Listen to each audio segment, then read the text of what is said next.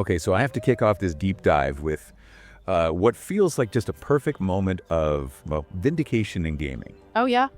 What's that? Well, for years, Alice Ruppert, founder of the Main Quest blog, big advocate for better virtual horses, she had this running joke. Right. I think I know the one you mean. She used to say, kind of self-deprecatingly, that the group of people who really, truly cared about realistic horse mechanics in games was, well, just dozens of us. Yeah, the classic lament of the niche enthusiast, right? Fighting the good fight while, big studios are maybe treating horses like, I don't know, furry motorbikes. Exactly. Ignoring the biology, the actual care involved. Yeah. Just speed boosts with legs. Mechanically shallow. But then the universe basically said, hold my beer. Because in late 2024, it turned out dozens of us was actually millions. Okay, yeah. How so? She posted this tiny 14-second clip for a game she's now involved with, Windstorm, The Legend of Khiimori. And the pitch she shared was super simple. What was it? Something like, we're making a game. You play a courier rider, 13th century Mongolia, no combat, just you, your horses, that you've tamed, bred, trained, and the massive wilderness. Huh. Simple enough. And that took off. It didn't just go viral, it went absolutely nuclear. We're talking, 15.6 million views? Wow. 140,000 likes, and, crucially, a huge spike in Steam wish lists. Yeah. It just instantly proved her wrong in the best way possible. So the community wasn't dozens. It was this huge, untapped audience just waiting for something more, something different from the usual horse game stuff. Exactly. So that's what we're digging into today. How did this happen? How did this game, a historical survival sim, basically, about delivering stuff, how did it shatter that typical, fix your family farm mold of horse games? Yeah, it's fabulous. We need to look at the whole picture. The expert crusade that kind of paved the way, the game's really ambitious concept, and then, the reality check of its early access development. Right. And it's important to note, this success wasn't just luck, was it? It feels like a direct result of years of Ruppert and others making specific constructive points. Absolutely. She started the Main Quest back in 2018, specifically because she saw this neglect, studios just weren't getting horses right. And she eventually turned that passion into her actual career, consulting on horse games. Making them better from the inside. Yeah. And she even laid out this kind of manifesto in 2021, didn't she? The 8 common horse mistakes. Yes, that's the one.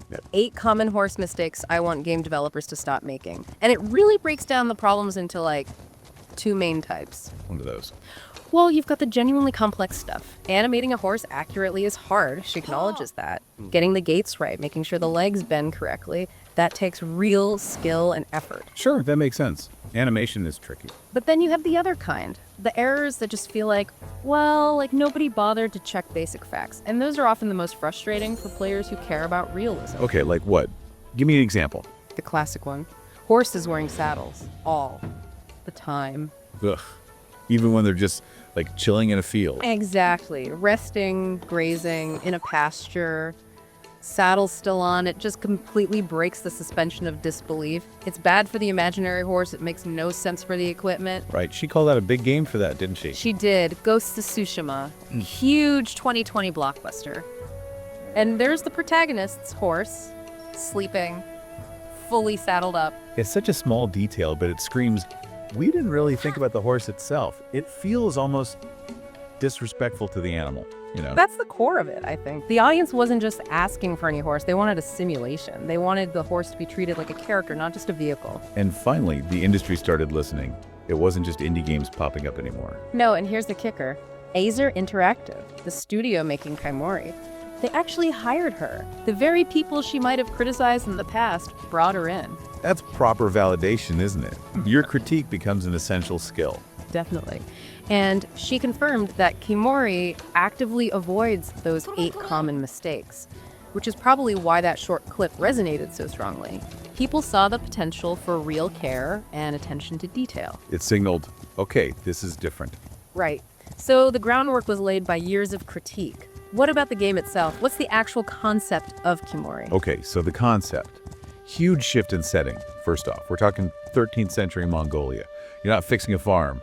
You're a yam courier rider. Part of that historical postal system, right? Exactly. Your job is to transport important cargo across these massive landscapes, steppes, snowy mountains, deserts. It's vast. And the comparison that keeps coming up is Death Stranding. which needs a bit of unpacking, maybe. Yeah, good point. When people say Death Stranding on a horse, they mean it's a Strand-type game. So the focus is on high-stakes delivery, navigating really hostile terrain, maybe building connections, but not primarily combat. Low violence is key here. The main challenge isn't fighting armies. It's the environment itself. Bad weather, rough terrain, dangerous animals. Right. You have a bow and arrow, but they're for, like, defending yourself from a wolf or maybe hunting for food. Yeah. Not for large-scale battles. Okay, but hang on. Survival games aren't exactly new. Is just being Death Stranding on a horse in Mongolia enough to explain that viral reaction? That's fair, but I think it's missing the depth of the horse simulation that this niche audience was craving. That's the real hook here, not just the delivery part. Okay, so it's not just having a horse, it's the management. Exactly. Taming, breeding, training, these aren't side activities. They're core to survival. Yeah. You don't just whistle and your horse appears. You have to manage its needs. Food, water, rest. And the training matters for the job, right? Critically, you need to train horses for specific traits. Crossing a desert, you need endurance, heat resistance, climbing mountains, strength, stability. You can't just use any horse for any job. So it's strategic. You're building a stable of specialists. Precisely. And that's where their claim of unparalleled realism and lifelike equine behavior and animation comes in. They worked with actual equine experts on this. And the different breeds aren't just skins. Nope. They confirmed the Mongolian horse, obviously very hardy, but also historical imports like the Akalteke and the Fergana horse. Yeah. These have different strengths and weaknesses. It's mechanical. That level of detail extends to the culture too, right? I heard they made a real effort there. Yeah, the studio's German, but they hired Mongolian advisors for historical accuracy, a Mongolian musician for the score, even a Mongolian actress for the main character's voice. That's good. Shows respect for the setting. Absolutely. And it all feeds into this survival loop. You're out there foraging, hunting, crafting potions and supplies, planning your routes carefully to protect the cargo. And you can build temporary camps. Yurts. Yeah, build and move nomad camps for resting and crafting, so the planning becomes just as important as the actual riding. Okay, that sounds incredibly ambitious. Deep simulation, historical accuracy, survival mechanics, massive world. Which brings us neatly to the slightly harsher reality of game development. The concept, amazing. The Unreal Engine 5 scenery, gorgeous. The horse movement, generally, praised. But the early demo. Let me guess. Bugs. Oh, yeah. Significant instability. It's that classic early access double-edged sword, isn't it? The idea got people excited, but the early execution showed the scene. What kind of bugs are we talking? Well, lots of geometry issues. Horses getting stuck on rocks, clipping through the ground. Yeah. Which, for a game selling itself on realism, is pretty immersion-breaking. Yeah, a horse melting into a boulder kind of undermines the unparalleled realism pitch. Totally. Then there were usability problems. Inventory bugs. Apparently you couldn't buy or sell more than one item at a time, which messes up the whole economy and survival planning. Oof.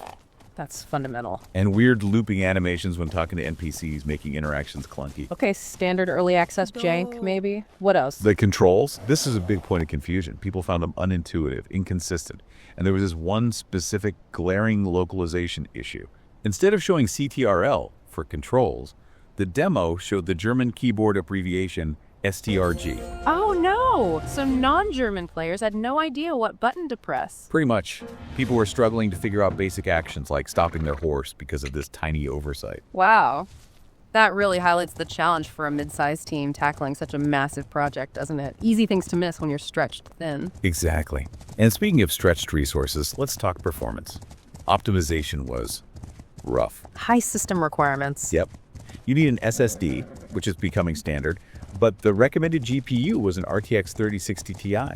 That's pretty beefy. Great. And even with good hardware. Even people with powerful PCs reported stuttering, general poor performance, and graphics looking kind of fuzzy or grainy. Clearly unoptimized rendering in that early build. That raises a really interesting question, doesn't it, about the audience? How so? Well, that viral clip definitely pulled in a lot of more casual players, people just captivated by the beautiful horses, right? But those players often don't have high-end gaming rigs. Ah, right. So recommending a 3060 Ti might actually push away some of the very audience they just discovered. It's a definite tension. And the developers, Acer Interactive, they had to address this directly. What did they say? They were constructive about it, basically reminded everyone of the scale difference. They're a team of under 100 people. Games they get compared to, like Red Dead Redemption 2, had like 2,000 people working on them. Okay, fair point. Yeah. Massive difference in resources. Yeah. They stressed the demo was pre-alpha, purely for feedback, not a finished product. Which is understandable, but it does mean the community has to accept that this level of simulation fidelity is just really hard and expensive to achieve smoothly. Okay, so wrapping this all up, what's the big takeaway here? I mean, the Legend of Khiimori absolutely proved that Alice Ruppert's dozens of us were actually millions. There is a massive market for deep, serious, simulation-focused horse games that go beyond the usual tropes. The ambition is undeniable. Historical setting, deep simulation, survival. They nailed the concept and got incredible visibility. For sure. Now, the entire future really rests on execution. Can they tame Unreal Engine 5? Can they squash those immersion-killing bugs before the full launch? That's the big question. And this leads to a final thought, something really interesting to chew on as you, the listener, think about your next gaming adventure. Go on. The whole design philosophy, low violence, focus on delivery, survival, care for your horse, it feels like it's making a subtle point about what makes games engaging. How do you mean? Well, there's that idea, the civilization wasn't just built on the spear, on conflict. It was also built on the trap, on cooperation, resourcefulness, looking after things. Right. Nurturing, planning, sustaining effort. And Khiimori seems to lean into that. Yeah. It forces you to engage with its world through responsibility, planning, building that relationship with your horse. It's not about conquest, it's about care and consequence. Shifting the challenge away from just reaction time towards long-term thinking and responsibility. Exactly. So the final provocative question is, will that unique focus, that philosophical core of care and consequence, be enough to keep players hooked once the novelty wears off and the technical kinks are hopefully ironed out? Can the audience that demanded deep realism handle the demanding reality of a true survival simulation? We'll have to wait and see. It's definitely one to watch.